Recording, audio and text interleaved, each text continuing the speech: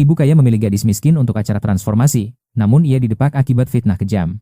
Kakaknya yang licik memfitnahnya demi bisa diadopsi oleh keluarga kaya yang sangat terhormat. Namun sang kakak tak sadar, sang pangeran kota telah tiba lebih awal di desa.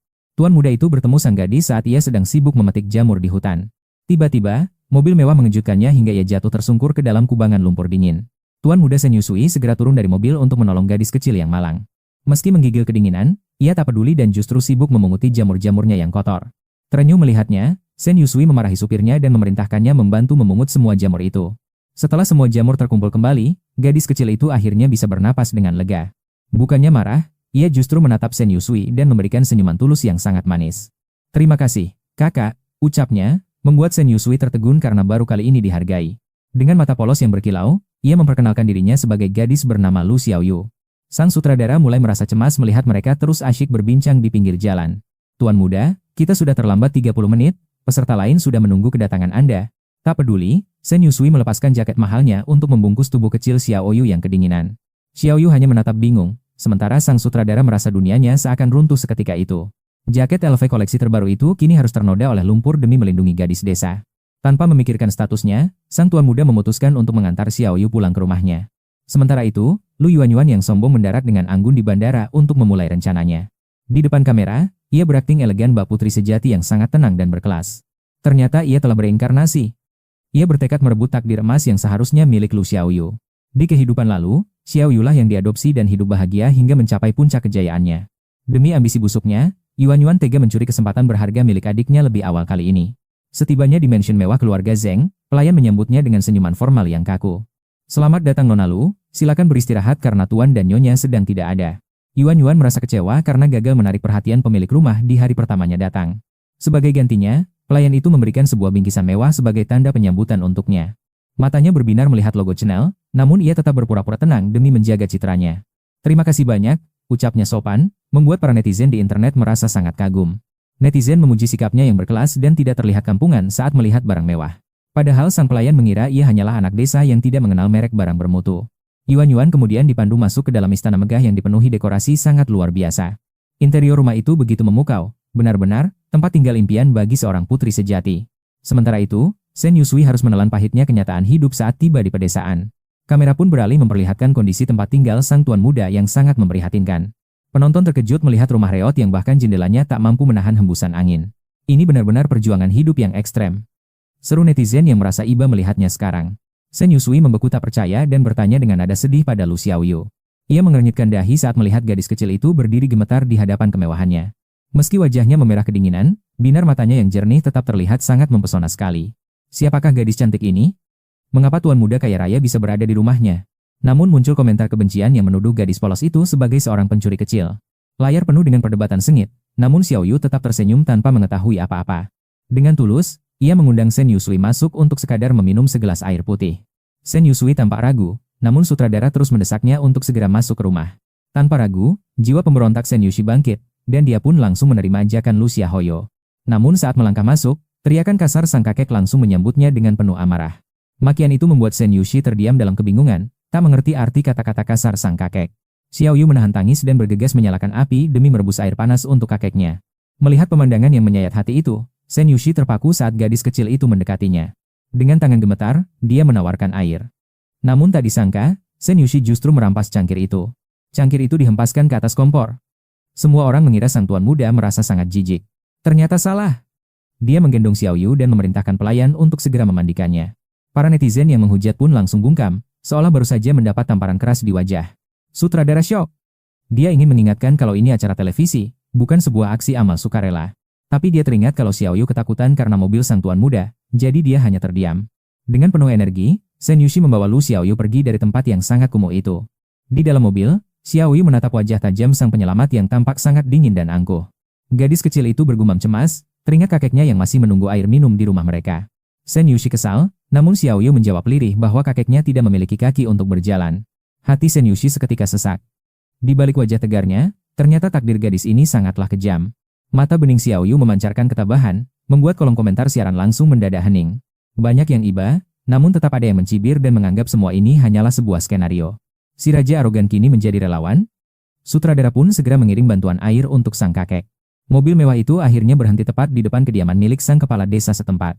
Kepala desa menyambut dengan penuh hormat, namun kata-katanya terhenti saat melihat pemandangan itu. Shen Yuxi datang membawa gadis miskin itu. Wajah kepala desa seketika berubah menjadi sangat serius. Dia nyaris membentak Xiao Yu, beruntung kamera masih menyala tepat di depan wajah mereka semua. Staf segera turun tangan menjelaskan situasi, sementara Shen Yuxi tetap melangkah masuk dengan angkuh.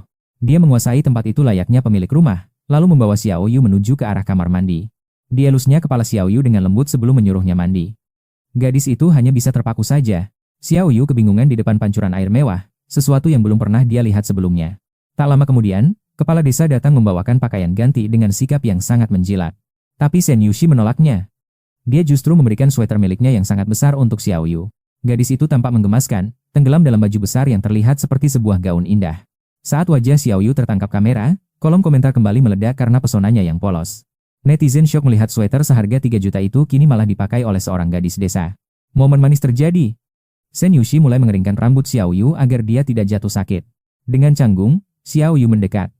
Shen Yuxi yang biasanya arogan kini tampak bertingkah sangat tulus. Sentuhan tangan besar dan hembusan angin hangat membuat Xiao Yu merasakan kenyamanan yang luar biasa. Inilah kehangatan yang tak pernah dia rasakan. Dunia seakan berhenti berputar demi mereka berdua. Shen Yuxi memakaikan topi agar dia tidak kedinginan, meski topi itu tampak terlalu besar untuknya. Wajah Xiao Yu tertutup topi, membuat sang tuan muda bergumam gemas melihat tingkah lucunya itu. Sepatu baru pun tiba. Shen Yuxi memberikan semuanya sebagai bentuk tanggung jawab atas kejadian tadi. Anehnya, Xiao Yu justru pergi tanpa menoleh sedikit pun. Hal itu membuat ego Shen Yuxi terusik. Kepala desa berusaha mengambil hati sang tuan muda, menanyakan apakah dia merasa lapar atau haus. Semua fasilitas mewah disiapkan, mulai dari televisi hingga game video untuk menghibur sang tuan muda. Tapi Shen Yuxi mengabaikan semuanya, bahkan menyebut makanan mewah itu sebagai makanan babi saja. Para staf hanya bisa menghela napas, menyadari kalau sang tuan muda yang sombong telah kembali. Sementara itu, Xiao Yu kembali ke rumah dan sang kakek tidak lagi memarahinya seperti biasanya. Jutaan won kompensasi cair, senyumnya mereka lebar. Di sudut lain, Xiao Yu menyuguhkan kentang hangat untuk kakek. Namun sang kakek melontarkan tanya misterius tentang tamu tadi. Xiao Yu seketika mematung, lidahnya terasa keluh. Bibi Man berbisik itu kru televisi. Kakek tak paham, tapi matanya berbinar melihat gelimang harta mereka. Titah kakek jelas bahwa mereka kembali. Xiao Yu hanya terdiam, sejuta pikiran berkecamuk di benaknya. Dia tahu mereka takkan kembali. Baginya, ini hanyalah dongeng gadis penjual korek api yang pilu. Kakak jangkung itu sempat memberinya kehangatan. Membawanya mandi air panas di rumah kepala desa, pakaian dan sepatu baru terasa seperti keajaiban. Seolah korek api terakhir baru saja dinyalakan. Namun api padam, mimpi indah pun sirna. Xiao Yu yakin sang pangeran takkan pernah muncul lagi. Usai berbenah, ia terlelap dalam kesunyian, sementara Shen Yuxi terus terisak di ranjang mewahnya. Bayangan kemiskinan Xiao Yu terus menghantui. Niat tulus muncul, ia ingin menyumbangkan harta demi gadis itu. Angka 600 miliar terlintas di benak. Demi masa depan Xiao Yu yang lebih layak dan cerah. Rasa kesal meluap, ia menendang ranjang dengan kasar. Kegelisahan mencekik lehernya, ia ingin segera pulang. Ia melangkah keluar menatap rembulan malam. Tiba-tiba, suara bisikan rahasia tertangkap oleh indera pendengarannya. Tuan muda kaya itu hanya beban. Putra kepala desa menggerutu dengan nada merendahkan. Harta triliunan miliknya jadi bahan gunjingan. Shen Yuxi hanya bisa mendengarkan keluhan mereka dari balik bayangan. Dia bukan leluhur, dia dewa kekayaan kita. Shen Yuxi hampir tertawa getir mendengar keserakahan itu. Apa yang mereka rencanakan di balik punggungku? Nama Xiao Yu tiba-tiba disebut, suasana pun berubah tegang. Putra kepala desa tampak panik dan gelisah. Bagaimana jika rahasia gelap mereka terendus orang asing? Akankah anak kecil itu membongkar semuanya? Sorot mata Shen Yuxi menajam, ada sesuatu yang tidak beres. Niat busuk keluarga kepala desa mulai terungkap. Shen Yuxi segera menekan tombol rekam pada ponsel pintarnya. Mereka berencana menyuap bibi Xiao Yu. Menyingkirkan gadis malang itu agar tak mengganggu rencana licik mereka. Amarah Shen Yuxi memuncak, tinjunya terkepal sangat kuat. Beraninya mereka mempermainkan nyawa seorang anak kecil. Manusia terkutuk. Kebenciannya meledak melihat ketidakadilan yang terpampang nyata di depan mata. Jika mereka ingin menjauhkan Xiao Yu, aku akan mendekat. Rencana besar mulai disusun saat fajar menyingsing. Dengan mata sembab tanpa tidur, ia menyeret koper. Direktur syok melihat sang tuan muda di ambang pintu. Kau mau pulang ke kota sekarang? Shen Yuxi hanya menaikkan alis, memberikan tatapan penuh teka-teki. Aku ingin pindah rumah, sekarang juga. Sang direktur mencoba membujuk karena rumah ini yang termewah. Sikap Shen Yuxi berubah drastis, dan penuh tuntutan. Ia tak peduli dengan kemewahan palsu keluarga ini. Bukankah tujuanku di sini untuk bertransformasi? Direktur mengangguk ragu, terjebak dalam argumen sang pangeran. Jika ingin berubah, jangan beri aku kemewahan. Ayo pindah ke tempat yang paling menderita. Kepala desa panik mengejar mobil yang melaju. Merasa tambang emasnya akan hilang begitu saja dari genggaman. Namun Senyusi tak bergeming, telinganya tertutup rapat. Bisikan jahat tadi malam masih terngiang jelas di kepalanya. Wajah memelas Xiao Yu terus terbayang di pelupuk mata. Rasa bersalah dan amarah bercampur jadi satu dorongan. Kamera beralih ke gubuk reot yang hampir roboh. Xiao Yu tertegun melihat sosok yang tak asing lagi itu. Kakak hebat itu kembali dengan tatapan berbeda. Apakah ini hanyalah fata morgana di pagi yang dingin? Mulai hari ini, aku akan tinggal di sini. Perintah mutlak sang tuan muda memecah kesunyian desa. Xiao Yu bingung, sementara Senyusi tampak terengah-engah. Di rumah sana, orang-orang sedang menangis memohonnya kembali. Karena aku memberimu baju, biarkan aku menginap. Alasan konyol namun penuh tekad keluar dari mulutnya. Xiao Yu menggeleng, rumahnya terlalu buruk untuk pangeran. Ketulusannya justru membuat suasana terasa makin menyesakkan dada. Kolom komentar meledak melihat aksi tak terduga ini. Taktik jual mahal yang luar biasa dari seorang bocah. Tak peduli protes penonton, koper besar sudah masuk. Tekad Senyusi sudah bulat dan tak bisa diganggu-gugat. Xiao Yu mencoba menghalangi dengan tangan mungilnya. Namun kekuatan sang tuan muda jauh melampaui usaha kecilnya. Dengan langkah pasti, ia menerobos masuk ke dalam. Menantang segala kemiskinan demi sebuah kebenaran dan perlindungan. Sang bibi mulai menghitung keuntungan di dalam kepala. Matanya berkilat melihat peluang emas di depan mata. Jika kalian tinggal di sini, bayarlah sewa. Masuk televisi pun harus ada harganya, bukan begitu? Ada harga untuk itu, sindir para staf. Gosip tentang kerakusan Lu Xiaoyu ternyata bukan sekadar isapan jempol. Buah jatuh tak jauh dari pohonnya. Ternyata bocah ini sama haus uangnya dengan sang kakek tua itu. Namun Chen Dasao tetap bergeming. Staf terpaksa melapor pada direktur sementara kakek Luno tersenyum penuh arti. Janji kemarin hanyalah dusta. Melihat mereka kembali, hati Senyusi bergejolak dalam badai emosi yang rumit. Pantas saja semalam ia begitu dingin. Rupanya, ia tahu bahwa mereka mungkin takkan pernah bertemu lagi. Xiao Yu tertunduk lesu, meremas ujung bajunya dengan tangan mungil yang gemetar hebat di hadapan Senyusi. Merasa iba, Senyusi menggenggam tangan pucat itu hingga kehangatan kembali mengalir ke jemari mungil sang bocah. Kau tak senang aku di sini? Tanya Senyusi. Kakek Lu pun terbelalak kaget mendengar pertanyaan itu. Sebuah tatapan misterius tertangkap kamera pemandu tepat saat Lu Xiaoyu berdiri mematung penuh keraguan di sana. Perlahan, ia mendongak dan berbisik lirih, aku tidak menemukan lampu ajaib Aladin di tempat ini. Senyusi tertegun. Di wajah Xiaoyu terpancar perpaduan antara kebingungan dan rasa was-was yang sangat mendalam. Wajah pucatnya tampak begitu rapuh saat ia bergumam tak pernah meminta keajaiban apapun pada lampu itu. Lalu kenapa kau datang? Kalimat itu menghantam dada Senyusi hingga napasnya terasa sesak dalam seketika. Kau sungguh menggemaskan, bisiknya. Bagaimana bisa kata-kata sepolos itu keluar dari bibir mungil yang sangat indah? Keheningan menyelimuti para penonton di balik layar, sementara di sisi lain, sebuah konflik baru mulai memanas. Sang direktur tak berani gegabah. Ia segera menghubungi Ibu Senyusi untuk melaporkan segala kejadian di desa. Ia membeberkan kelakuan buruk Lu Xiaoyu, namun Sen Dasao tetap bersikeras ingin tinggal di rumah tua itu. Kekhawatiran menyelimuti keluarga Sen. Kini, keputusan besar ada di tangan sang nyonya besar yang sangat dihormati. Ibu Senyusi, Oku Yulai, adalah pelukis ternama yang berjiwa bebas. Ia menanggapi laporan itu dengan sangat santai. Jika urusan kecil ini tak bisa diatasi, bagaimana ia bisa mewarisi tahta kekayaan keluarga di masa depan? Direktur pun kembali membawa kontrak baru. Tim program telah menyiapkan uang tunai sebesar 20.000 yuan. Namun, reaksi Lu Xiaoyu justru tak terduga. Raut kecemasan terpancar jelas saat ia mendengar jumlah uang tersebut. Direktur mendengus sinis, mengira bocah ini mewarisi sifat tamak kakeknya yang sangat haus akan harta dunia. Sen Yushi pun berpikiran sama. Namun ia justru meminta agar jumlah uang itu ditambah menjadi lebih banyak. 20.000 itu terlalu sedikit. Protesnya, membuat sang direktur terjebak dalam dilema yang sangat pelik. Saat perdebatan memanas, Xiaoyu tiba-tiba menarik mereka keluar dari halaman rumah dengan tatapan yang sangat serius. Setelah memastikan kakeknya terlelap, ia berbisik dengan nada yang sangat hati-hati dan juga penuh rahasia besar. Jangan berikan uangnya pada kakek, pintanya. Semua orang tertegun, bingung dengan niat tersembunyi dari bocah itu. Kritik tajam membanjiri kolom komentar. Mereka menghujat kepolosan palsu sang bocah yang dianggap sangat licik sekali. Namun Xiaoyu mulai menghitung jari, menyebut nama Bibi Man, Paman Niu, hingga Bibi Wang di desa. Terungkaplah kebenaran pedih. Ayahnya telah menipu tetangga sebelum pergi, dan ia ingin melunasi utang-utang tersebut. Sen Yushi terenyuh, melihat kejujuran di mata bulat itu.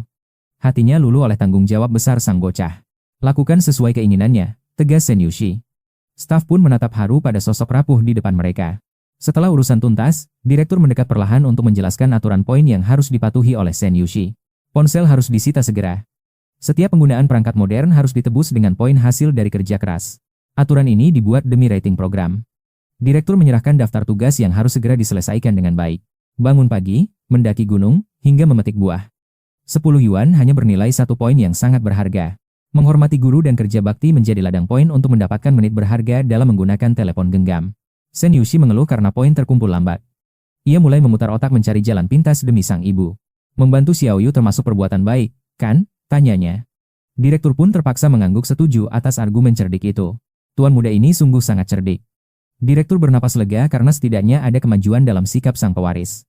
Jika tidak, poin-poin itu akan kehilangan nilainya akibat ambisi besar Shen Yuxi demi melindungi sosok Xiao Yu.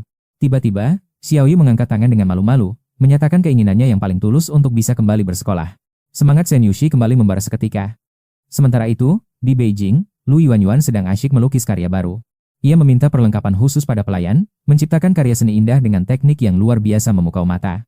Perpaduan warna yang sangat visioner dan harmonis, benar-benar sebuah mahakarya yang memukau mata.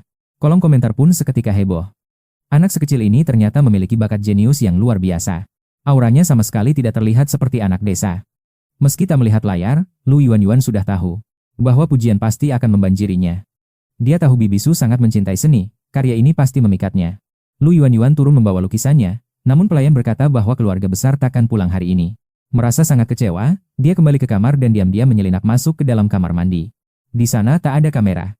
Dia mengambil ponsel tersembunyinya untuk memantau bagaimana jalannya acara sekarang. Saat ingin melihat kabar tuan muda kaya itu, dia terkejut melihat 39 panggilan tak terjawab. Wajah Lu Yuanyuan memucat. Dia mematikan mikrofonnya dan menelepon balik dengan perasaan yang sangat gelisah. Tuan muda kaya itu justru bertemu Lu Xiaoyu dan sekarang tinggal di rumahnya. Apa yang harus dilakukan? Suara wali kota terdengar sangat panik di telepon. Lu Yuanyuan gemetar. Bagaimana bisa mereka tidak becus? Wali kota terus mendesaknya. Beri aku waktu untuk berpikir, jawabnya ketu sebelum segera menutup telepon tersebut. Dia mencoba mencari potongan video acara untuk menilai seberapa besar ancaman yang sedang dia hadapi. Pesona apa yang sebenarnya dimiliki Lu Xiaoyu? Mengapa orang-orang di kolom komentar terus memujinya lagi? Mengapa tuan muda kaya itu justru mendekatinya? Di tengah kepanikannya, tiba-tiba staf acara datang menghampiri. Yuanyuan, kau baik-baik saja? Tanya staf. Dia terpaksa menyembunyikan ponselnya dengan gerakan yang sangat cepat. Dia menggosok matanya hingga memerah dan memasang kembali alat pendengarannya dengan ekspresi yang sangat polos. Dengan mata berkaca-kaca, dia berbohong sedang merindukan rumah. Staf pun lulu melihat kesedihan di wajahnya. Dia menolak menelpon rumah agar orang tuanya tidak khawatir, berakting seolah dia anak yang sangat tegar. Benar saja, kolom komentar kembali dipenuhi pujian atas sikap kedewasaan yang ditunjukkan oleh Lu Yuanyuan. Aktingnya sangat sempurna untuk menarik simpati. Banyak orang yang berharap memiliki putri secantik dan sepintar dirinya. Kapan Nyonya Su akan pulang? Lu Yuanyuan terus memikirkan hadiah spesial yang telah dia siapkan itu. Dia meminta pelayan memotret lukisannya untuk dikirimkan pada Bibi Su yang sedang berada di galeri seni. Ponsel Su Chuyulai bergetar saat dia sedang bekerja. Sebuah pesan gambar dari pelayan rumahnya baru saja masuk. Ini adalah karya tangan Yuanyuan untuk Anda. Dia sangat berharap Bibi dan Paman segera pulang kembali. Su Chuyulai membuka gambar tersebut. Sebagai seniman profesional, dia langsung menilai karya itu dengan mata tajamnya. Namun, wanita itu justru mengernyitkan dahi. Dia hanya membalas pesan itu dengan 8 kata yang menusuk. Terlalu buatan dan sangat vulgar. Pelayan yang membacanya merasa sangat canggung hingga tak mampu berkata-kata. Melihat binar harapan di mata gadis kecil itu, sang pelayan merasa sangat gelisah dan tidak enak hati. Lu Yuanyuan menyadari keraguan itu. Jantungnya berdegup kencang, firasatnya mengatakan ada sesuatu yang salah. Bagaimana mungkin Bibi Su tidak terkesan? Di tempat lain, Lu Xiaoyu tiba-tiba saja bersin dengan keras. Shen Juzi khawatir dia kedinginan. Xiaoyu bertanya dengan polos, apakah mereka akan berjalan kaki ke sekolah? Kalau tidak jalan kaki, lalu pakai apa? Tanya Xiaoyu. Shen Juzi menghela napas prihatin padanya. Xiaoyu menunjuk jam tangannya, perjalanan masih 1,5 jam lagi. Mendengarnya, Shen Juzi merasa sangat iba. Pantas saja kakinya terlihat begitu kecil dan ringkih, dia pasti sudah terbiasa berjalan jauh setiap hari.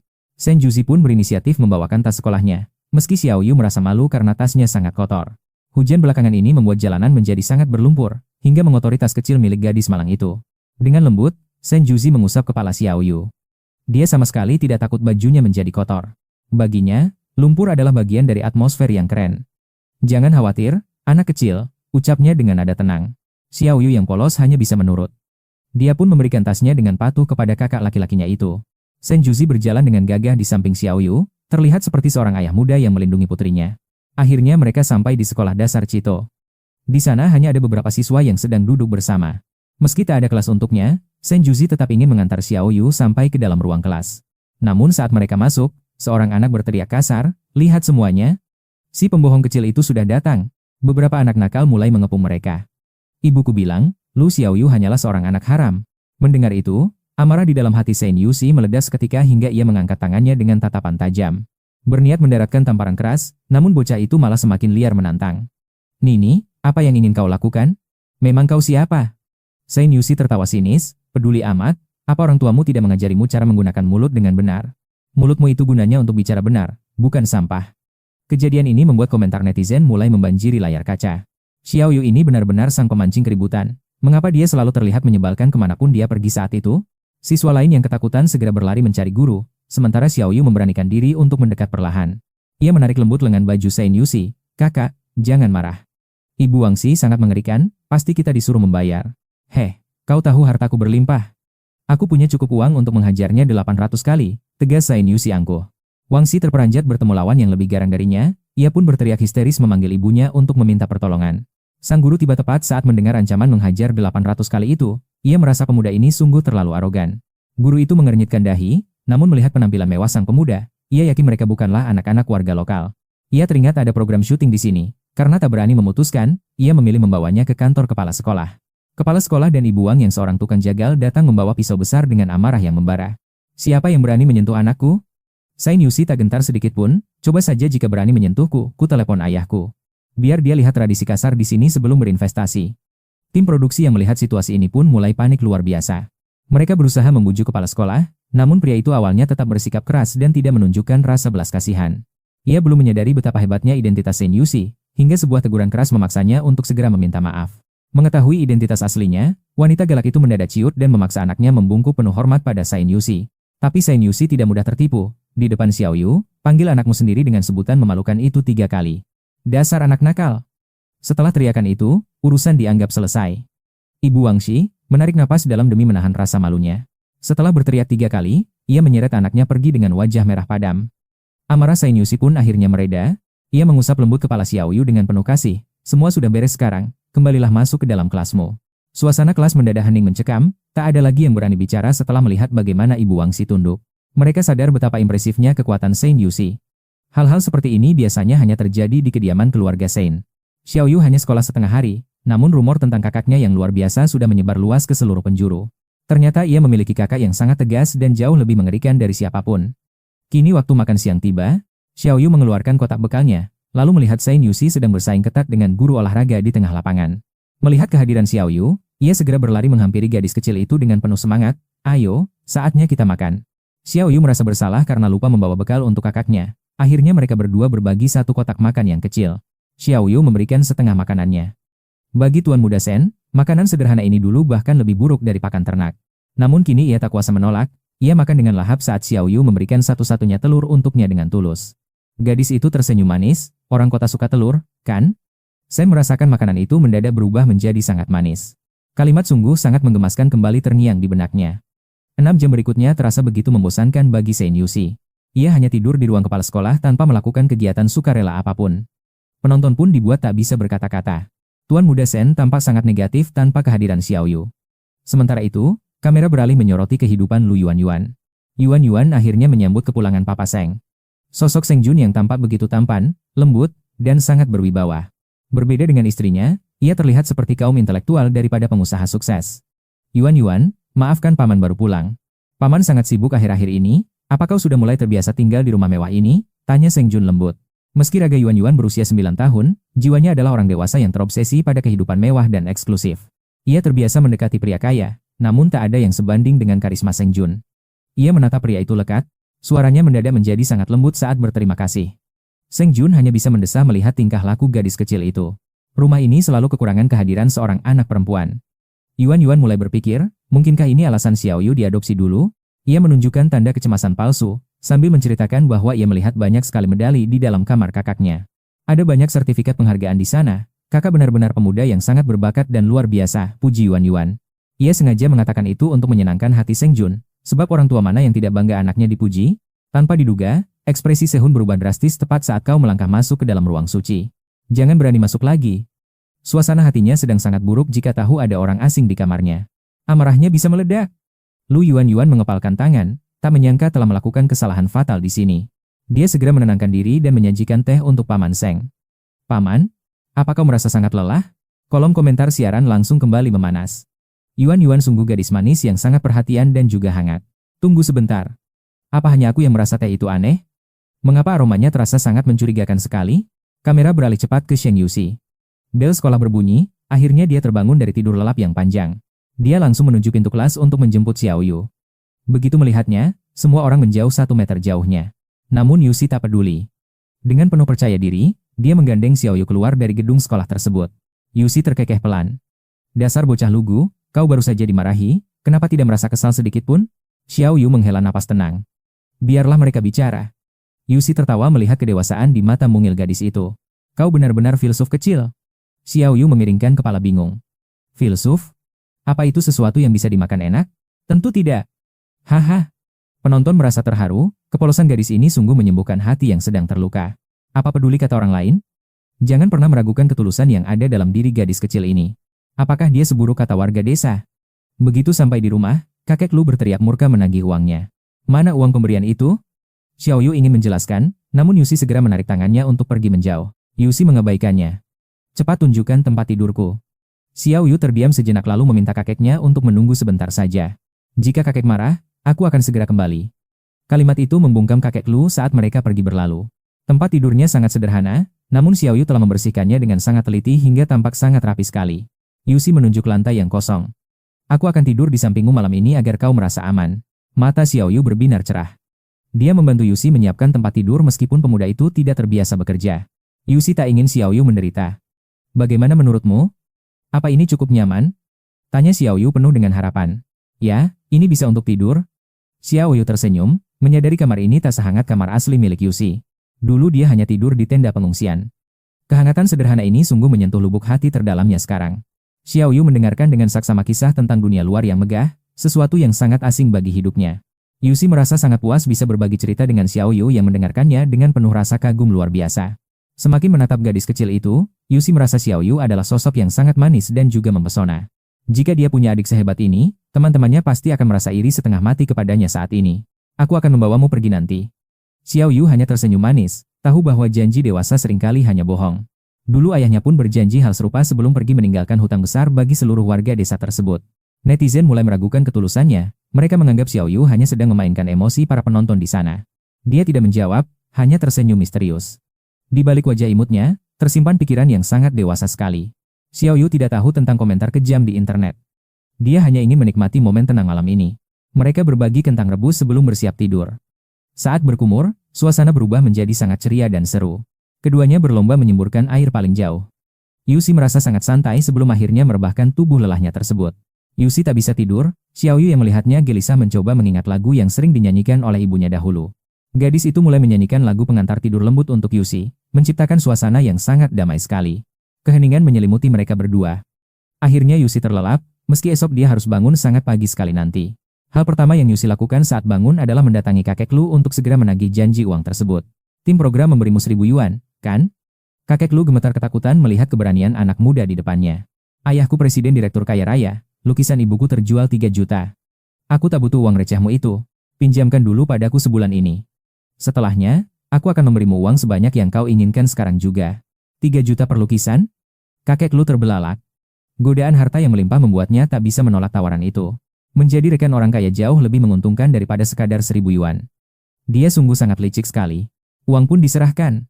Yuxi segera menemui direktur utama untuk menukarkan uang tersebut menjadi koin-koin rencana barunya. Meski permintaannya sederhana, sang sutradara merasa sangat penasaran dari mana ia mendapatkan uang sebanyak itu. Shen Yuxi mengangkat alisnya penuh rahasia, menunjukkan uang itu pada Xiao Yu yang baru saja terbangun. Ia menyodorkan seikat uang di depan mata Xiao Yu sambil berbisik, mulai sekarang, aku akan mengandalkanmu. Xiao Yu sangat terkejut melihatnya. Yuxi tertawa kecil, tenang saja, aku mendapatkan ini dari bibimu yang pelit itu. Hebat bukan? Tanya Yuxi. Xiao Yu terbelalak karena ia tahu betul betapa kikirnya sifat bibinya selama ini. Baginya, mustahil mendapatkan apapun dari tangan bibinya. Kau sungguh luar biasa seperti Ultraman, bisik Xiao Yu kagum. Shen Yuxi tertawa lepas mendengar pujian polos itu. Namun tak disangka, Xiao Yu justru mengembalikan uang tersebut. Xiao Yu memintanya menyimpannya sendiri. Yuxi tertegun, kenapa? Bukankah ini uang hasil kerja kerasmu di acara ini?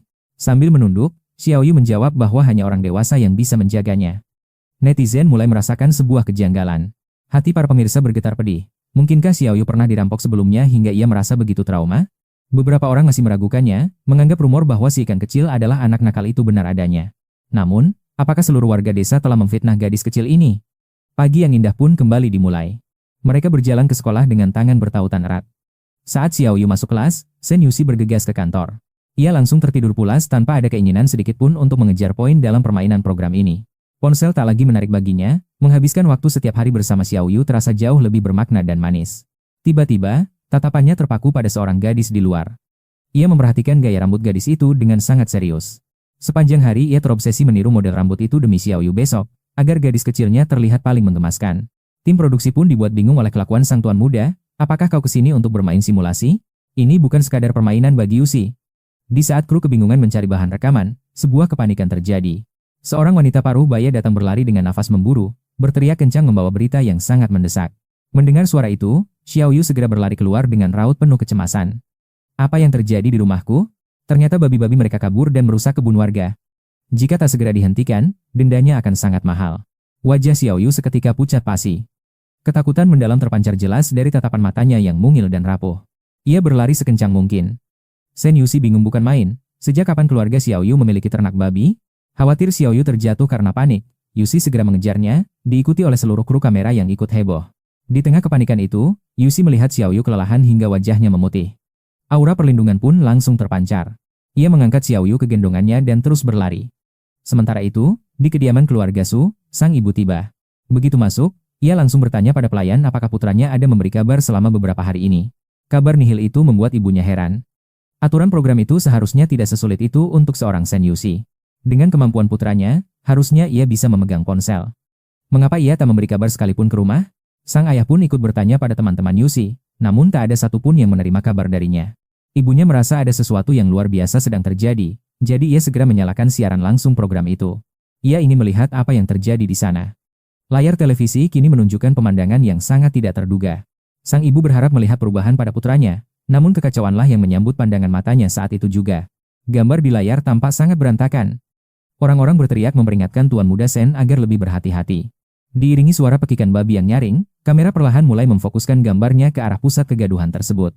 Di sana, Xiao Yu sedang menunggangi babi liar sementara putranya mengejar mereka dengan raut wajah penuh emosi. Nyonya Su yang elegan pun tak mampu menyembunyikan keterkejutannya. Putranya kini sedang beradu lari dengan babi. Sepertinya Yuxi mulai menikmati kehidupan desa yang liar ini hingga ia merasa sangat betah dan enggan pulang. Akhirnya, babi itu berhasil dikepung. Yuxi menghela napas lega, namun ia segera memarahi Xiao Yu karena tindakannya berbahaya. Nyawamu bisa melayang jika terjatuh, bentaknya. Namun Xiao Yu menjawab pelan, tidak apa-apa, hidupku memang tidak berharga. Kalimat itu menyayat hati Yuxi. Dengan tatapan tajam dan penuh amarah, ia bertanya, siapa yang mengajarimu bicara begitu? Kemarahan Yuxi memuncak pada penduduk desa yang kejam. Ia menyadari betapa kerasnya hidup yang dijalani gadis ini. Sambil menatapnya lekat, Yuxi meminta Xiao Yu untuk terus sekolah dan menghargai hidupnya demi masa depan yang indah. Ia mengusap kepala Xiao Yu dengan lembut, sebuah momen penuh kehangatan yang menandai awal dari takdir baru mereka. Orang tua Shen Yuxi terperangah melihat layar televisi, tak percaya putra mereka bisa bersikap sesabar itu. Namun di lantai atas, Lu Yuanyuan meradang melihat keakraban yang baru saja terjadi di depan matanya. Amarah membakar jiwanya bagai api yang membara, ia tak rela melihat Shen Yuxi begitu baik padanya. Ingatan masa lalu terlintas, saat Shen Yuxi telah menjadi pewaris tunggal kekayaan keluarga yang sangat berkuasa. Sosok CEO muda yang karismatik itu pernah menyatakan hal yang menggemparkan dalam sebuah wawancara eksklusif. Baginya, adik perempuannya adalah segalanya, dan ia rela melakukan apapun demi merayakan hari kelahirannya. Rasa benci Lu Yuanyuan pada Xiao Yu semakin menjadi, ia bertekad merebut takdir mewah itu setelah bereinkarnasi. Kesempatan kedua ini tak akan ia sia-siakan, dengan langkah penuh siasat ia mulai menuruni tangga perlahan. Sambil berpura-pura baru bangun, ia menyapa Bibi Su dan memuji karya seninya demi mencari perhatian. Tatapan Su Chuyulai berubah penuh, selidik saat mendengar pujian yang terasa terlalu dewasa bagi seorang anak. Yuan mencoba memikat sang master dengan mengutip kritik seni tentang perjuangan yang sangat mendalam. Kalimat yang keluar dari mulutnya terdengar begitu puitis, seolah ia memahami makna tekad yang tak tergoyahkan. Ia terus bicara tanpa henti, yakin bahwa kata-kata kritikus terkenal itu akan menyentuh hati Bibi Su. Yuan merasa di atas angin karena analisis yang ia jiplak berasal dari kritikus legendaris bernama Chao. Tak disangka, alih-alih terkesan, Bibi Su justru memberikan tatapan aneh yang membuat suasana menjadi sangat canggung. Aura di ruangan itu menegang, Yuan mengepalkan tangan saat rahasia kecilnya terancam terbongkar begitu saja. Su Chuyulai merasa ada yang janggal, kalimat itu terlalu identik dengan gaya bicara seseorang yang ia kenal. Dendam membuncah di hati Yuan karena merasa diremehkan, padahal ia berharap dianggap sebagai anak jenius. Netizen mulai gaduh berdebat, mempertanyakan apakah sikap sang ibu Zeng terlalu keras kepada gadis kecil itu. Komentar pedas bermunculan, menganggap akting Yuan Yuan terlalu berlebihan dan mudah dibaca oleh orang dewasa. Sebagai seniman besar, Su Chuyulai tentu bisa merasakan mana ketulusan dan mana kata-kata yang hanya hafalan. Tangis buaya pun pecah, Yuan Yuan bersujud memohon maaf seolah ia adalah korban yang sangat terintimidasi. Ayah Zeng turun tangan menengahi suasana, meminta sang istri untuk beristirahat karena terlihat sangat kelelahan. Ia mencoba menenangkan Yuan Yuan dan menyuruhnya bermain di luar agar suasana tegang segera berakhir. Penonton merasa alur drama ini membosankan dan lebih memilih melihat aksi kocak Xiao Yu dan Shen Yuxi. Di sisi lain, kedua bocah itu sedang berjuang keras memperbaiki kandang babi yang sangat kotor. Shen Yuxi yang biasanya tampil elegan kini tampak mual saat harus berurusan dengan lumpur dan aroma menyengat. Meski terus mengeluh, ia tak tega membiarkan Xiao Yu bekerja sendirian di tempat yang menjijikan seperti itu. Kenapa kau tak bilang keluargamu memelihara babi? Bisik Xiao Yu yang merasa malu karena tempatnya begitu kotor. Shen Yuxi mencoba terlihat tegar dan berkata bahwa ia pria sejati yang takkan kalah oleh keadaan. Namun perutnya bergejolak hebat, bahkan nafsu makannya hilang seketika sebelum keajaiban dari dapur Xiao Yu datang. Xiao Yu mulai memasak hidangan istimewa, menumis jamur segar dengan lemak babi yang mengeluarkan aroma surgawi. Wangi masakan itu meruntuhkan pertahanan Shen Yuxi, hingga air matanya hampir menetes saking terharunya. Tanpa ragu, sang tuan muda melahap 2 mangkuk nasi sekaligus di bawah langit malam yang tenang. Mereka duduk bersisian di ambang pintu, membasuh wajah dengan air dingin yang seketika membangkitkan semangat.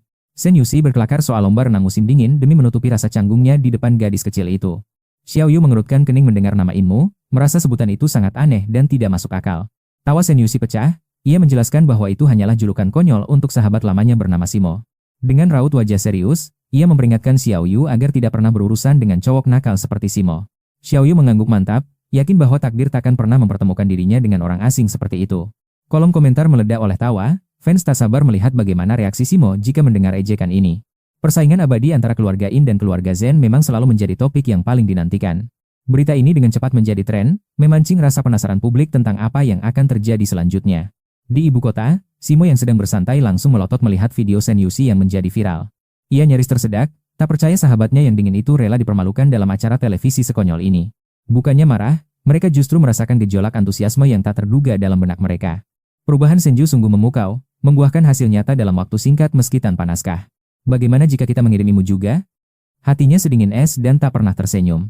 Nyonya In selalu diliputi kecemasan, takut putra tercintanya tumbuh menjadi sosok yang kejam. Meski bergelimang harta, kepribadian dingin anak itu tetap menjadi bayang-bayang yang mengkhawatirkan. Air mata Nyonya In tumpah seketika. Melihat kesedihan istrinya, hati Tuan In pun luluh. Keputusan bulat diambil. Baiklah, aku akan menghubungi tim produksi untuk segera mengirimnya ke sana. Imu yang sedari tadi menyimak, akhirnya angkat bicara dengan nada dingin penuh penekanan. Namun ayahnya bergeming dan segera menelepon. Sang direktur pun dibuat bingung oleh panggilan itu. Siapa Anda sebenarnya? Dari perusahaan mana? Apa ini tentang sebuah kolaborasi besar? Sebelum pertanyaan itu terucap, sebuah kilatan memori muncul. Bukankah dia sang raja kemewahan? In Aomin, sang taipan dalam daftar Forbes, suara direktur seketika bergetar hebat karena terkejut. Program Anda menarik. Aku ingin menitipkan putraku di sana, bagaimana menurut pendapatmu? Wajah direktur memucat seketika. Tidakkah Anda tahu tuan muda keluarga Zen juga ada di sana? Justru karena itu aku mengirimnya. Takdir mereka sepertinya memang harus dipertemukan dalam acara ini. Perselisihan adalah bumbu pertumbuhan. Mereka butuh bersaing demi menempat jati diri yang lebih kuat. Biarkan mereka beradu demi membentuk karakter hebat. Lakukan saja apa yang aku perintahkan ini. Aku akan menambah investasi 60 juta. Cukup. Sang direktur terengah kehabisan napas mendengarnya. Dana itu sangat menggoda, namun nyawa program ini ada di tangan Ibu Sang Yuchi sepenuhnya. Tanpa dukungannya, acara ini akan hancur. Dengan berat hati, sang direktur terpaksa menolak tawaran itu. Maafkan saya, namun slot pertukaran ini hanya tersedia terbatas untuk 1 orang tamu saja.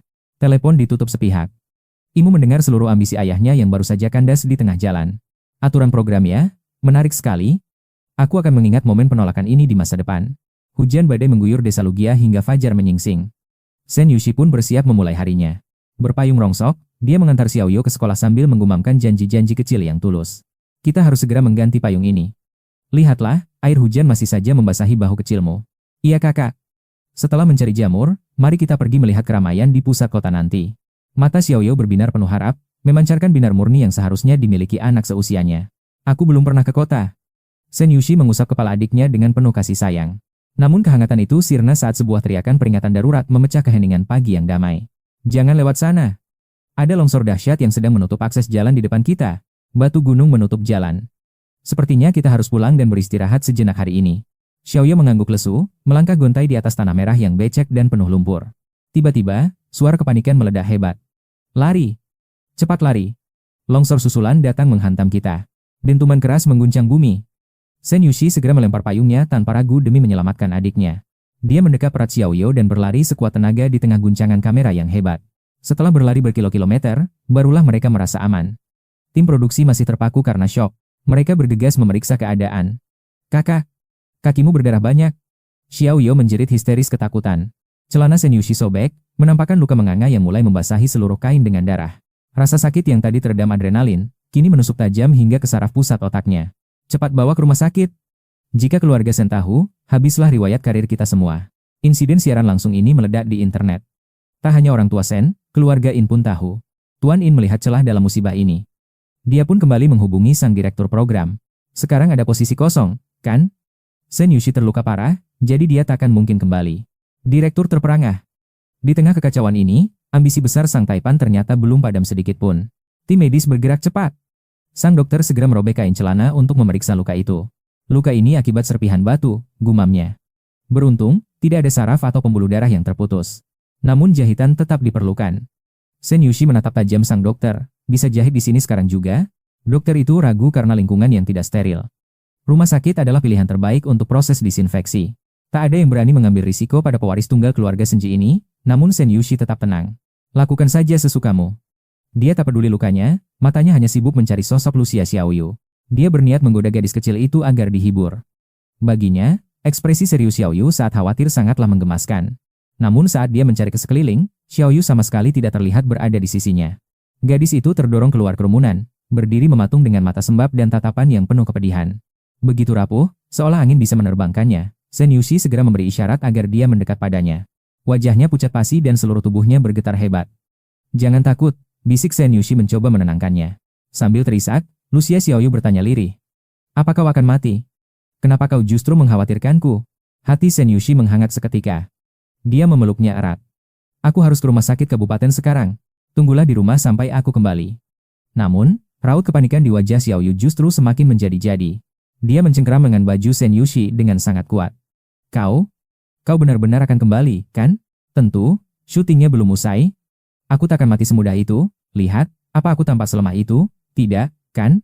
Akhirnya, Lucia Xiaoyu perlahan melepaskan tangannya, meski dia tidak ikut pergi ke rumah sakit tersebut. Tetaplah di sini dengan patuh.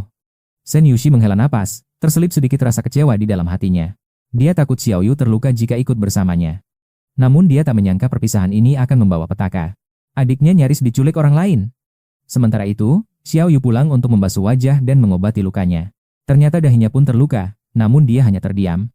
Staf segera memberikan selembar plester padanya. Xiaoyu terduduk lesu tanpa tenaga. Aku benar-benar orang yang hanya membawa kesialan, gumamnya dengan pilu. Semua orang tertegun mendengarnya, hati mereka tersayat. Seorang gadis segera berlutut untuk menenangkan dirinya. Sayang, ini bukan salahmu. Ini murni bencana alam, suasana di sana seketika berubah menjadi sangat kelam. Di kediaman megah keluarga Zheng, Lu Yuanyuan baru saja bangun saat mendengar kabar tentang Shen Yushi. Mengetahui Shen Yushi terluka demi melindungi Xiaoyu, dia justru merasa sangat senang dan ingin tertawa keras. Bagus. Dengan begini, keluarga Shen pasti akan sangat membenci Lucia Xiaoyu sampai mati. Meski dia disukai tuan muda Shen, orang tuanya takkan pernah memaafkannya. Lu Yuanyuan pun segera bersiap. Dia menuruni tangga dengan wajah cemas yang dibuat-buat. Paman, aku mendengar kakakku terluka parah. Namun tak disangka, Shen Jun hanya menanggapinya dengan santai, seolah luka itu bukanlah masalah besar. Wajar jika laki-laki terluka. Yuanyuan bertanya lagi, bisakah kita menjenguknya? Shen Jun pun mengangguk setuju. Jika kau mau, kita akan berangkat sebentar lagi. Lu Yuanyuan mengangguk penuh semangat berkali-kali. Dia tahu Xiaoyu sendirian di desa sementara Shen Yushi di rumah sakit. Inilah saatnya untuk beraksi. Dia ingin membangun kesan baik. Sementara itu, suku Yulai tak bisa ikut karena urusan pekerjaan di luar negeri. Barang pun disiapkan. Namun saat mereka turun dari pesawat, Shen Jun melihat sosok yang sangat familiar. Bukankah dia anak dari keluarga In? Lu Yuanyuan pun segera mengikuti arah pandangan pamannya tersebut. Di tengah keramaian bandara, terlihat pemuda berjas hitam elegan dikelilingi oleh barisan pengawal pribadi. Sebelum sempat memastikannya, sosok itu menghilang. Shen Jun bergumam itu mungkin hanyalah sebuah kemiripan belaka.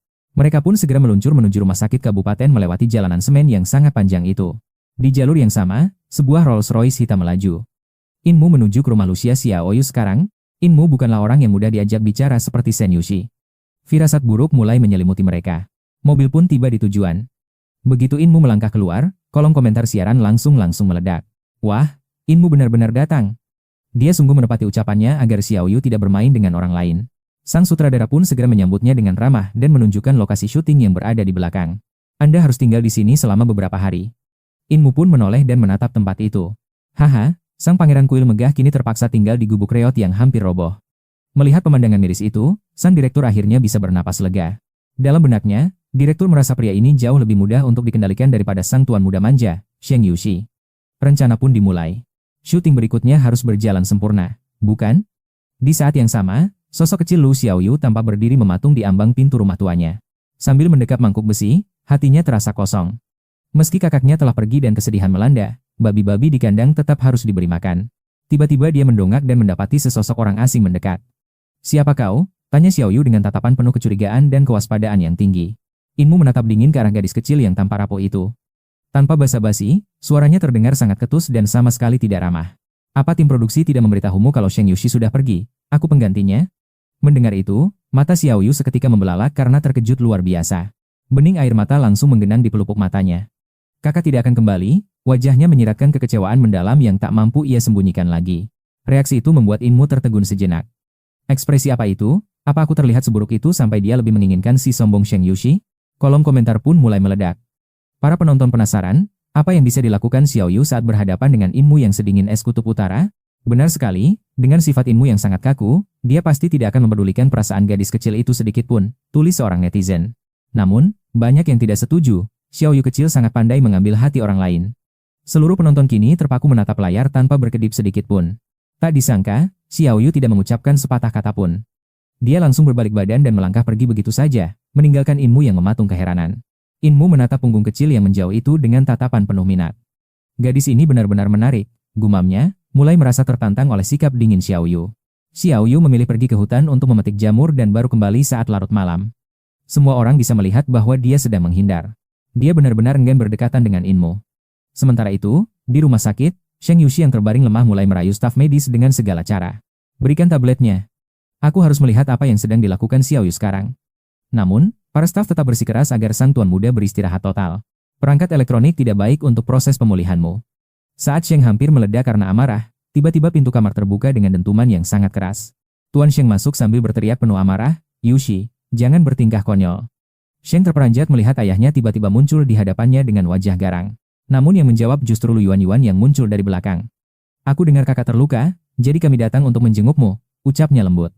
Yushi yang merasa terganggu langsung membentak, siapa yang kau panggil kakak? Jangan berteriak seperti itu di depanku. Suaranya terdengar sangat kasar dan dingin. Wajah Lu Yuan langsung memucat, dan dia tampak hampir menangis. Kakak, aku adalah orang yang bertukar posisi denganmu dalam program itu. Siapa sangka Sheng Yushi bahkan tidak sudi meliriknya sedikit pun. Dia justru menatap ayahnya. Bagus ayah datang ke sini tepat pada waktunya. Luka ini sama sekali tidak serius, aku sudah merasa jauh lebih baik setelah beristirahat di sini selama 2 hari penuh, ucapnya tegas. Ini bukan masalah besar, aku harus segera kembali ke sana. Ayah Sheng hanya bisa menggelengkan kepala melihat keras kepala putranya yang tak terbendung. Kau ingin pulang ke rumah secepat ini? Tanya sang ayah. Tiba-tiba, ekspresi wajah Sheng Yushi berubah menjadi sangat bingung dan tidak mengerti. Untuk apa pulang ke rumah? Aku harus kembali ke desa Lu. Ayah tidak tahu kalau ada gadis kecil yang sangat menggemaskan di sana. Maksudmu Lu Xiaoyu, kan? Ibumu dan aku juga menonton acara itu, jawab ayahnya. Sheng Yushi mengangguk berkali-kali dengan semangat yang berkobar-kobar di matanya. Dia tidak bisa hidup tanpaku sekarang. Aku harus kembali untuk menjaganya. Dia bahkan sudah memasakkan makanan untukku, tapi rambutnya belum sempat kukuncir. Selama di sini, aku terus memikirkan model rambut cepol yang paling cocok untuknya. Jika dia berdandan, dia pasti akan mengalahkan kecantikan siapapun juga. Sudut bibir sang ayah bergetar hebat menahan tawa yang hampir meledak. Dia tidak bisa hidup tanpamu? Kau benar-benar sangat yakin tentang hal itu? Tentu saja aku sangat yakin. Aku sudah pergi 2 hari. Aku bertaruh dia pasti sedang bersembunyi di bawah selimutnya sekarang ini. Dia pasti sudah menangis 800 kali. Tempat tidurnya sangat dingin, aku harus membelikannya selimut baru yang tebal saat aku kembali ke sana nanti. Aku juga berjanji akan membantunya menjual jamur di pasar. Aku masih ingat betul wajah sedih Xiaoyu saat aku pergi meninggalkan desa itu kemarin. Begitu sampai, aku harus menghiburnya dengan baik. Sementara itu, para penonton di kolom komentar sedang tertawa terpingkal-pingkal melihat kepercayaan diri sang tuan muda. Jangan khawatir, dia sama sekali tidak menangis. Dia justru sibuk memetik jamur, tulis netizen. Ayah Sheng hanya bisa menghela napas panjang melihat kelakuan putranya. Apa kau tidak merindukan orang tuamu sedikit pun? Apa kau tidak ingin tinggal bersama kami selama beberapa hari? Sheng langsung melambaikan tangannya menolak. Aku bisa pulang kapan saja nanti, tapi Xiao Yu membutuhkanku sekarang. Melihat kegigihan itu, sang ayah akhirnya memutuskan untuk mengungkapkan sebuah kenyataan yang pahit. Aku bisa mengizinkanmu kembali, tapi kau tidak bisa ikut dalam program itu lagi. Alis Sheng Yushi langsung bertaut tajam. Apa maksud semua ini? Lu Yuan segera menyahut dengan cepat, karena Imu sudah pergi menggantikanmu. Dia sekarang sedang merekam acara itu bersama dengan Lu Xiaoyu di desa. Wajah Sheng Yushi seketika menjadi gelap gulita. Detik berikutnya, dia langsung menyibak selimut dan melompat dari ranjang. Aku harus pergi sekarang juga. Si brengsek itu berani sekali mencoba merebut Lu Xiaoyu milikku. Ayahnya mencoba menenangkan, gadis itu punya orang tuanya sendiri, jangan bicara sembarangan. Sheng Yushi langsung memotong perkataan ayahnya dengan nada yang sangat serius dan penuh emosi. Dia tidak punya orang tua, dia hanya punya aku. Tetap saja, kau tidak boleh bicara kasar seperti itu sangat tidak sopan terhadap gadis kecil yang malang itu, tegur ayahnya dengan suara lembut. Namun, pikiran Sheng Yushi sudah melayang jauh. Dia sedang menyusun rencana besar di kepalanya tentang bagaimana cara membawa Xiao Yu keluar dari desa kecil itu. Hati Lu Huanjuan mencelos. Tak disangka, Shen Yushi sebegitu protektif pada Lu Xiaoyu. Kilat licik melintas di matanya. Ingat, kakakmu terluka hanya demi melindungi gadis itu. Tatapan Yushi mendingin tajam. Siapa yang bicara begitu? Tanyanya ketus sebelum membuang muka. Dia menoleh ke ayah Shen. Shen Hun hanya menggeleng pelan, seolah itu bukan urusannya. Melindungi seseorang adalah bukti kau telah dewasa. Itu hal yang membanggakan, Yushi. Seorang pria harus punya komitmen melindungi yang lemah. Amarah Yushi perlahan mereda. Jadi, apa sekarang ayah izinkan aku kembali untuk melindunginya lagi? Tanpa kata, Shen Hun menyodorkan ponsel. Hubungi ibumu, dia sangat mengkhawatirkanmu. Yushi terpaku sejenak sebelum mengambilnya. Namun, dia tak lupa memberi peringatan tegas. Lu Yuan, jangan panggil aku kakak, aku sama sekali bukan kakakmu. Lu Yuan gemetar menahan tangis. Penolakan itu terasa seperti sembilu bagi hatinya. Apa yang harus kulakukan agar dia mencintaiku? Gumamnya lirih di bawah tatapan tajam Shen Hun. Aku hanya ingin disukai semua orang. Ternyata, dia terjebak dalam obsesi menyenangkan orang lain. Shen Hun menghela napas. Mendapatkan hati Yushi bukanlah perkara mudah bagi siapapun. Kata-kata itu membakar harga diri Lu Yuan. Kenapa aku harus memohon perhatiannya? Batinnya geram. Di seberang telepon, suara lembut sang ibu mulai meruntuhkan tembok keras di hati putranya. Sembuhkan lukamu dulu, sayang. Jangan biarkan Xiao Yu melihatmu dalam kondisi mengenaskan seperti ini. Pernahkah kau berpikir bagaimana perasaan Xiao Yu melihat lukamu? Yushi langsung terpaku mendengarnya. Dia pasti akan sangat sedih dan menyalahkan dirinya sendiri jika melihat luka-luka itu. Kembali sekarang hanya akan menyakiti hatinya. Yushi terdiam, menyadari kesalahannya dalam bertindak. Tapi si bodoh Imu itu takkan sanggup menjaga Xiao Yu dengan benar. Keluh Yushi gusar. Sang ibu tersenyum tipis. Dia sudah melalui banyak hal sulit saat kau tidak ada di sisinya. Jika kau peduli, kirimkan saja hadiah manis. Itu akan membuatnya jauh lebih bahagia sekarang. Yushi akhirnya luluh. Baiklah, ibu. Aku tidak akan memaksa pulang untuk sementara waktu. Shen Hun tersenyum kagum. Hanya butuh beberapa kata bagi istrinya untuk menjinakkan putranya. Katakan, hadiah apa yang ingin kau berikan pada Xiao Yu? Yushi langsung menjawab tanpa ragu. 200 setel baju baru, 100 pasang sepatu, dan puluhan topi hangat untuknya. Telinganya membeku saat sekolah. Berikan 300 payung, dan kotak makan baru yang layak. Pasang lampu baru, belikan tas sekolah bermerek. Tas kainnya sudah hampir hancur karena dicuci. Shen Hun tercengang. Kau ingin memindahkan seluruh isi mal ke rumahnya atau bagaimana? Lu Yuan mematung tak percaya. Inikah sosok iblis agung Shen Yushi yang ditakuti semua orang? Bahkan lubang kecil di tas Xiao Yu pun dia ingat. Apa istimewanya gadis desa itu? Komentar netizen meledak. Tuan muda Shen, benar-benar sudah kehilangan akal sehatnya demi cinta. Dia sangat manis pada Xiao Yu, tapi kenapa begitu kejam pada Juan-Juan yang malang? Benar sekali. Juan-Juan harus lebih tegar menghadapi sikap dingin sang tuan muda. Suasana berganti. Xiao Yu tampak sibuk memilah tumpukan jamur segar hasil buruannya hari ini. Pandangannya nanar menatap tas besar di sudut ruangan. Aku tak bisa pergi ke kota, gumamnya. Yushi pernah berjanji menemaninya menjual jamur ke kota, tapi kini pria itu menghilang. Meskipun Imu ada di depannya, Xiao Yu enggan meminta bantuan. Dia memilih untuk tetap diam. Imu duduk di atas batu sambil membaca, menunggu hingga perutnya keroncongan saat senja tiba. Makan malam apa? Tanya Imu. Namun, Xiao Yu menjawab dingin agar dia mencari makan sendiri. Xiao Yu memberikan punggungnya yang dingin. Sontak, kolom komentar pun meledak karena sikap acuhnya. Gila. Jika Yushi tahu Xiao Yu mengabaikan Imu sekasar itu, dia pasti akan menarik kegirangan. Namun bagi Imu, ini penghinaan. Meskipun suram, karismanya tak pernah gagal memikat siapapun. Dia selalu dikelilingi pengagum setia. Kedatangannya kali ini murni karena niat baik yang tulus.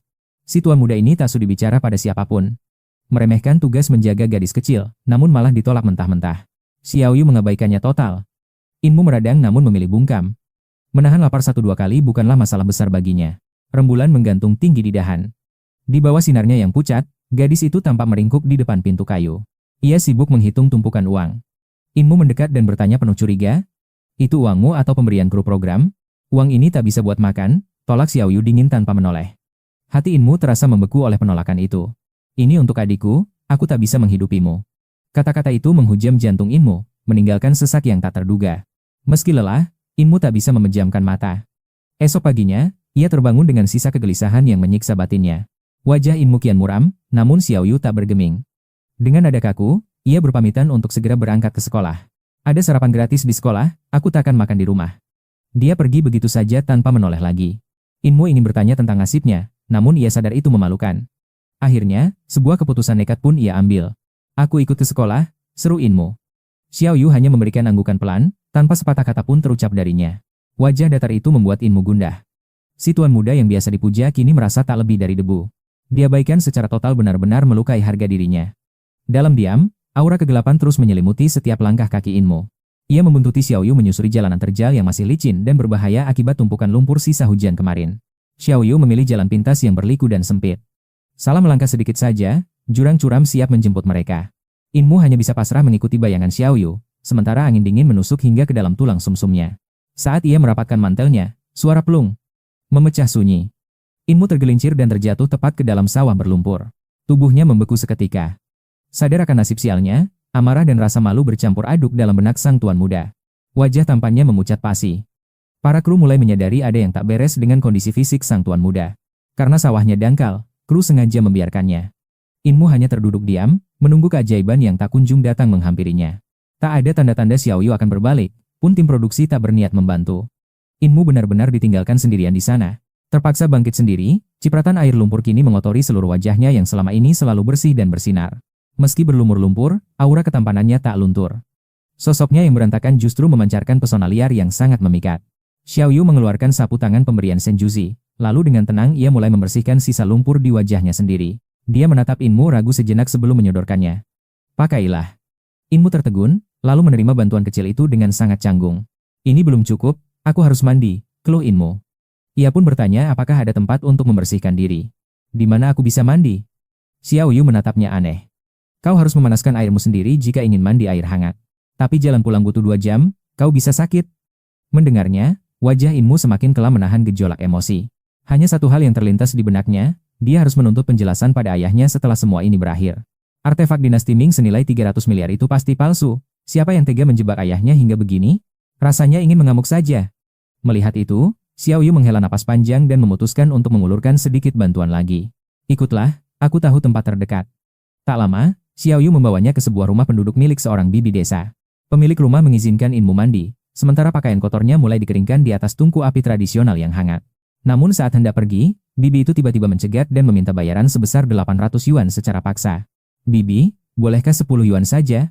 "Tidak, minimal 500. Xiao Yu memohon pilu karena tak punya uang sebanyak itu. Sambil berkacak pinggang, si bibi berteriak, "Seluruh desa tahu kau artis kaya, utang ayahmu pun sudah kau lunasi. Pasti bayaranmu sangat mahal. Aku bahkan belum minta 1000. Namun, Xiao Yu tetap teguh dan terus menolak tuntutan itu. Akhirnya, dengan berat hati, ia merogoh saku dan memberikan 20 yuan terakhirnya